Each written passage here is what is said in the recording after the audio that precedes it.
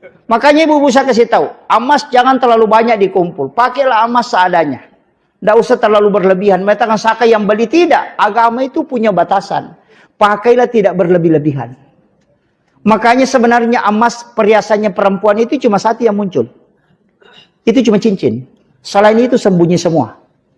Kalung kan di tempat aurat. Anting itu di aurat. Gelang itu aurat. Makanya semua emas wanita itu tertutup kecuali cincin. Karena cincin inilah yang bicara. Makanya kalau ada orang itu baru dilihat. Orang yang memasang cincin di jari manis itu berarti sudah ada suaminya.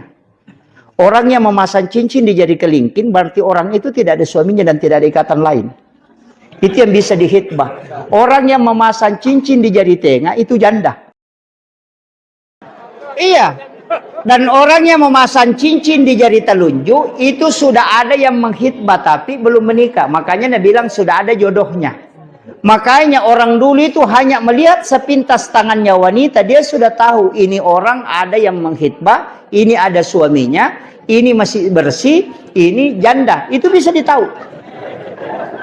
Makanya itu yang nampak. Nah sekarang perempuan pasangi semua cincin. Ada jadi masalah.